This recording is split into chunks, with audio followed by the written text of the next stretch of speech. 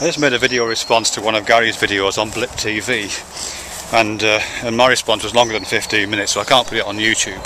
And also, I don't think I captured some of the points, so I want to just do a really quick video here, which I'll put on YouTube, to see if I can sum that up.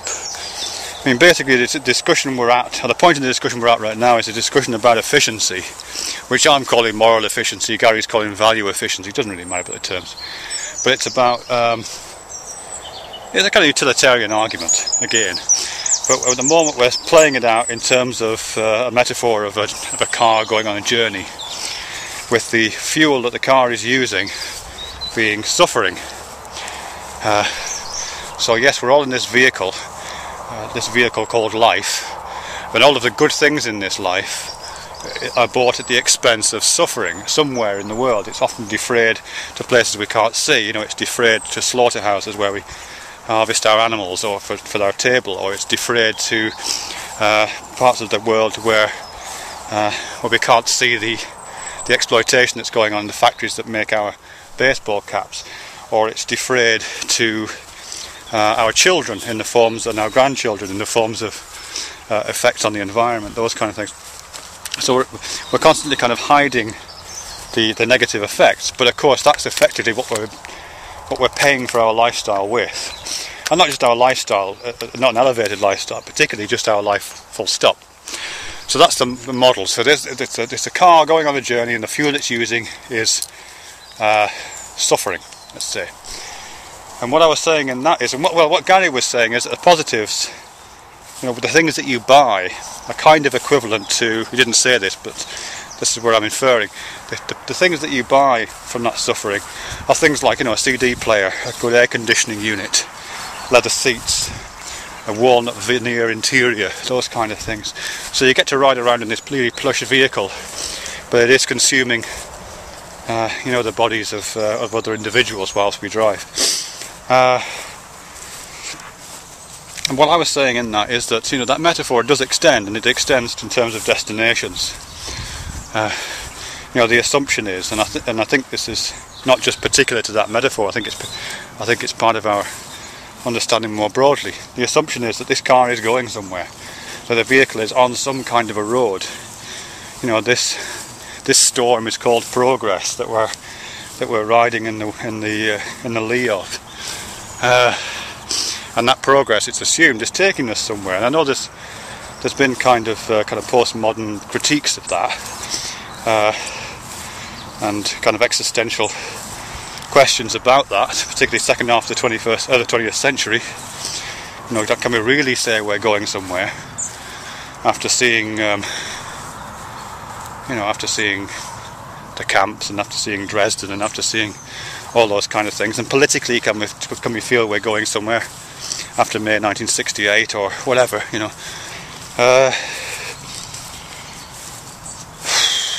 Yeah, so it's just that question really. In a sense, it breaks down to two parts. One is to do with, is this vehicle that we're moving towards the future in using a disreputable fuel? Is there a way of making it more economical? Is there a way of minimising suffering or eliminating suffering as a fuel source and going biodegradable somehow? And secondly, is it going anywhere?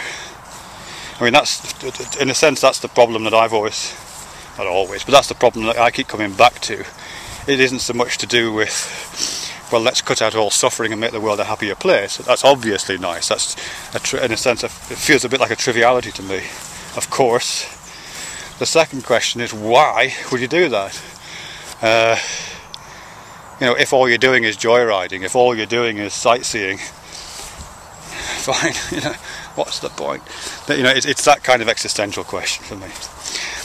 Where I took that in the last video to Gary, which I'll just reiterate here, is that the only possible glimmer in that is just about the unknowns, about the future being a blinding mirage. You know, and I cited Ben Franklin when he first saw the Montgolfier balloon take off. Someone is supposed to have grabbed his arm and said, but what's the point of this? What is the point of aerial travel? And Ben Franklin said, well, what's the point of a newborn baby? What you're looking at is potential, but you have no idea what that potential holds.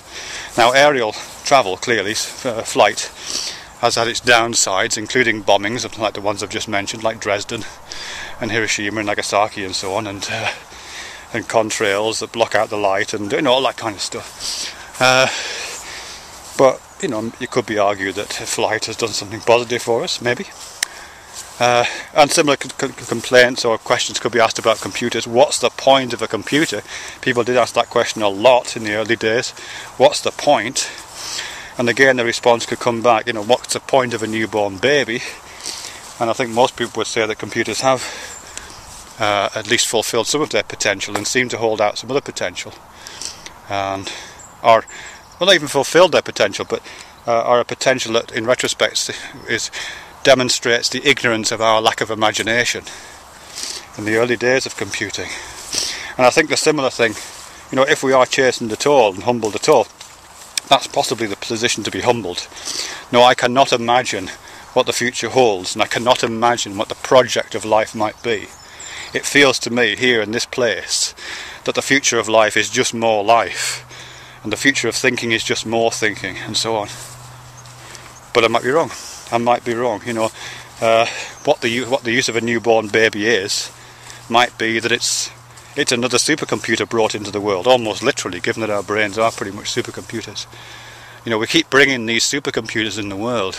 Maybe one of them can devise a program that demonstrates purpose and that demonstrates a reason to be, really, other than this is pretty, this is nice day, comfy seats, CD player, walnut veneer interior. You have to get the suffering right first, though. Yes, you have to get the suffering right first. Food is the first thing, morals follow on, and then the big picture.